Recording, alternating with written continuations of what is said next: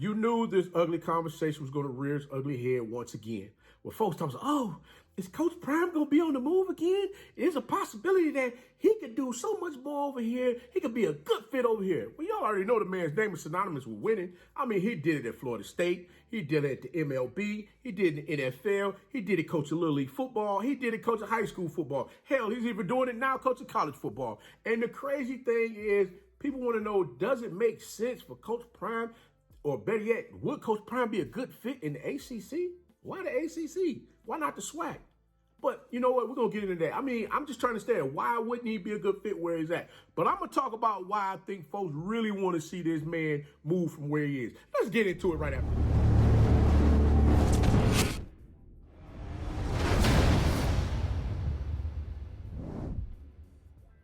Y'all know it's your favorite coach back at it again. 10 toes down, about to tell you how it all went down. This is Tomorrow Leader Sports Network with your host, Coach Walker. If you're new to the channel, please like, share, subscribe. Hit that notification bell so you can get all upcoming videos. For all my leaders out there, welcome back. Y'all know the drill. Y'all know the routine. If you haven't done so already, please like, comment, and share these videos. And tap in a friend or two and tell them to come on in. It's nothing but positive vibes. We're just having a good time talking about HBCU sports. And don't forget, you can follow us on all social media platforms. The links are listed down below in the description. So without further ado, we're going to go ahead and tap on in this thing and get straight to it. Because I know y'all like, Coach, wait a minute. What you talking about? I know y'all done heard about this conversation already. Here, I'm going to pop it up on the screen for you right now just so you can see. Yeah, there was a conversation that went on 247 Sports in which, they just having, just a round table type discussion talking about, where Coach Prime might be a good fit. I think the question came about because I think there's some whispers going on possibly over at Georgia Tech as far as with the coach that they brought into the program. We're going to get into that later on into this segment as far as what we're talking about, because I don't want to step ahead of everything that, I want to put before you before we get to that. But again, what got me really scratching my head is the fact that I'm like, guys, every time there's an opening for a coaching job, there's always that question, hey, you think Coach Prime would be a good fit over there? And then here come the whisper, hey, Coach Prime about to leave. Hey, y'all think Coach Prime gonna get out of here? I mean, this man was fighting for his life, man, trying to make sure he can keep his daggone leg. And better yet, he lost 2 toes trying to fight through everything. And everybody, including myself, I put that goofy garbage out there saying, oh, Coach Prime about to get up out of here and go somewhere else. But I'm like, come on, man, let's be real here. I'm like, why is it every time the positions come open, Coach Prime name is the first one to hit the list? But you know what? I'm starting to understand something. I need y'all to follow me on this. Follow me on this for a second, because there's a few things I want to bring to you. Now, we're going to go back to that coach over at Georgia Tech, right? Georgia Tech, the last time that they won a national championship was in 1990. And before that, they won a national championship in 1952, 1928, and 1917. But now, one thing you got to remember here now, the University of Georgia just won a national championship, which they beat Alabama back in January. So you already know Alabama is not Alabama, but Georgia's riding on an all-time high right now, because the simple fact is, not only did they beat Alabama for the national championship, that Kirby Smart was an assistant from the University of Alabama football program who came to the University of Georgia. Not only that, but they're getting recruits to come into the program by droves saying, hey, we want to come play for Kirby Smart. We want to make this thing happen. While on the other side, here you got Georgia Tech in the heart of the city. They're in the heart of Atlanta. And what type of recruiting classes are you hearing coming through Georgia Tech? You're not really hearing much of anything going on down there. And I'm sure those boosters down there that pumping in all that money to the program, they get a little fed up with not seeing, a little more cluck for their bucks. So they like, yo, we need to do something different over here. We need to get somebody in here with that pizzazz, where we're going to have somebody come in here and just say, hey, come on in here, come play for me. I got you. In which Coach Prime has showed a lot of folks what exactly he can do. Now, this is the crazy part. There's a young man that transferred from Georgia Tech, Antoine Owens. He was the 4th leading tackler on the Jack State football team this past season, in which they won a SWAC championship. Yeah, I know y'all gonna say, but they lost to South Carolina State in the Celebration Bowl. Okay, you got that one. But again, once again, this man was able to contribute in the manner in which he did for Jackson State to help them win that SWAC championship, in which while he was at Georgia Tech, he was in the rotation as far as playing on the defense. He was the 4th leading defensive lineman as far from a tackling standpoint. But I'm like, wait a minute. And that was with 21 tackles. This young man was the 4th leading tackler on the Jackson State Tigers defensive team this past year. And what that tells me is people are sitting over there looking at, wait a minute, we lost a player to Jackson State who they probably didn't think was going to go to Jackson State do much of anything. But he went over there and balled out with them guys and showed and proved to everybody that Coach Prime and his coaching staff, they got their it factor over there. Whatever it is, they're trying to figure out, hey, we need to find a way to get that in our building to make some things click over here so that we can get out here and get to, making some noise. I mean, heck, they ain't won no championship since 1990, which they shared that one with my Michigan Wolverines. But the coach that they have over there, Coach Collins, he's a young coach that comes from University of Temple, in which he won 15 games in 2 seasons. Now, while at Georgia Tech, Coach Collins came in December 2018 as the new head coach. 2019 went 3-9. 2020 3-7. 2021 this past season 3-9 again. So those are his records over the last 3 seasons. Now I'm just wondering, I'm just one of them guys that get to scratch my head. Let me figure out something here. Is it a possibility that this man could very well have his behind on the hot seat once this upcoming season is over with if he does not do something that's going to, bring a positive outcome as far as with the Georgia Tech Rumbling Red football season? Is it a possibility that if he doesn't have a winning season, he might be out of here? I'm just asking. I mean, you normally see this happening with all of these other college football programs. You normally see this happening with the pros. But I got to ask this question because I'm sure it's contract time and people want to get a little re-up on their money, as far as what they were able to do within the program. And right now, I think they're a little shaky out there. So you got to figure out which direction they're going to go. So understand, the city of Atlanta, they love Coach Prime. Like I said, he played for the Atlanta Braves while he was here. He played for the Falcons. Heck, I'll even go as far as saying that Mercedes-Benz Stadium down there, that $1 billion monstrosity that's downtown, I'm gonna be honest with you. That's the house that DEION built. I'm just gonna say it right now. Y'all get mad all y'all want, but that's the house that Prime built. And why I say it, because the simple fact is this.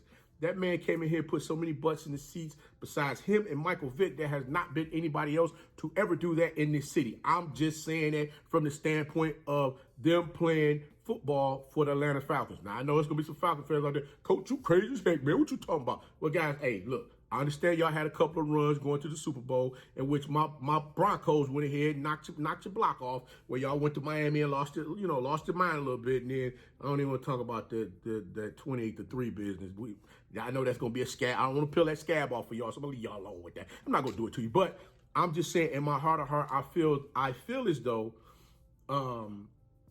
a lot of people are beginning to understand exactly what's going on and what Coach Prime is offering over at Jackson State from the standpoint of you have Travis Hunter, who decided he wanted to come play for Coach Prime. You got Kevin Coleman, who decided he wanted to come play for Coach Prime. Heck, you got the number 2 rusher from the MEAC, sy'veon Wilkerson, went over there to go play for Coach Prime. So what does that tell you?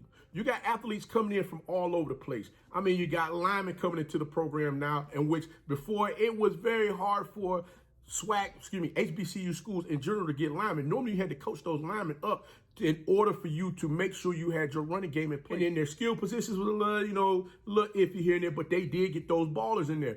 But Coach Prime and his staff has been able to get out here and recruit athletes into that program, which they're looking to do something bigger and better than what they did last year in their first full season.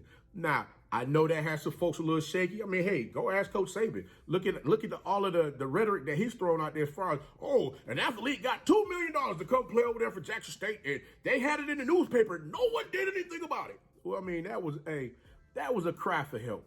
And I mean, not to mention, let's look at Ryan Day over at The Ohio State University, in which he said, hey, I need $13 million to make sure I'm able to run my program effectively. Now, I'm just trying to figure, are y'all throwing these numbers out here to your boosters to let them know, hey, listen, y'all afraid that Coach Prime about to come in here and take a couple of players of yours and bring them to Jackson, Mississippi? Y'all know it can happen, right? Every time somebody allow their athlete to go to Jackson, Mississippi for homecoming or a big-time game in which you're looking to recruit them to come into your program, what happens? I'm going to take my talents and I'm going to Jackson, Mississippi. That's right. Y'all know Coach Prime about that business. And why do you know he's about that business? Because guess what? He's able to relate. People don't understand that part. He's able to relate to the athletes. All of this old way of thinking that, hey, I'm going to make you my guy. I'm going to do this, that, and blah, blah, blah, blah, blah, and get you to sign on the dotted line. As soon as you sign on the dotted line, they treat you like turd. Well, guess what? He's actually over there treating them young men the way they should be treated. Not just as somebody that's going out there on the battlefield to go fight for the school itself. He's treating them like people.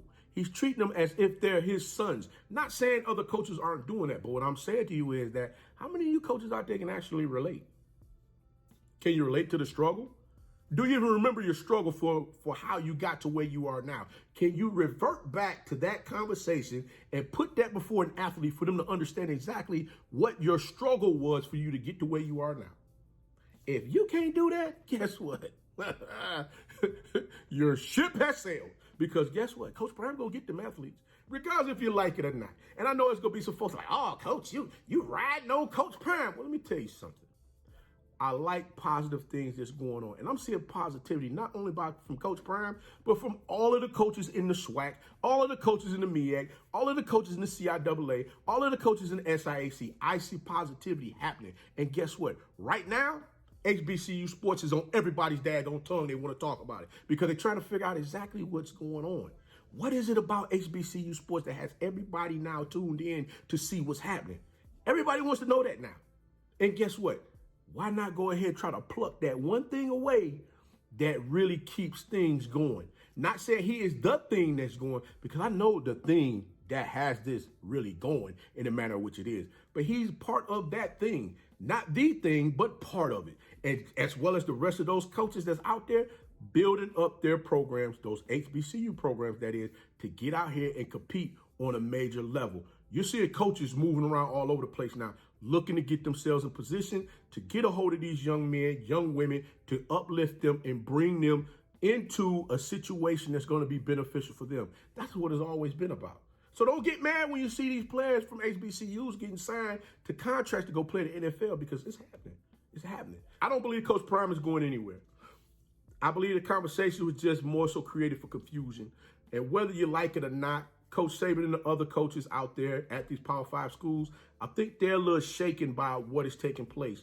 They don't want to see things change in the manner in which they are. But guys, there's nothing really you can do about it, because at some point in time, you had to understand that change was coming. HBCUs have been kept back long enough as far as having the finances for them to have the facilities that they need that would entice these athletes to want to become a part of the programs that can offer them the things that they need. Yeah, I understand there's been a lot of backdoor, a lot of under the table type deals that has happened for years. And folks can say, oh, not us. But when the worm turns, look how everybody want to throw rocks and hold their hands. Excuse me, not hold their hands, but hide their hands. And this is the thing. One thing I want y'all to understand is this. Never forget your struggle. Because when you forget your struggle and how you got to where you are, that's how you begin not to be able to relate to the athletes that you're bringing into your program. You're selling them a worthless bag of goods. And I'm sure it's going to be an athlete that's going to see this and say, dang, coach, you really put it out there like that. I did. Because you know what? It's high time for our HBCUs to just keep going up. That's why I always say, be the one and lead. Because guess what? That's exactly what we're doing right now. We're being the one and we're leading. Whether you like it or not, we're here. HBCUs is here to stay, and they're going to keep pressing forward. But hey, I'm going to let y'all go. I've said enough for now. But until next time, if you like the content, please like, share, subscribe. Hit that notification bell so you can get all upcoming videos. Remember, be the one and lead.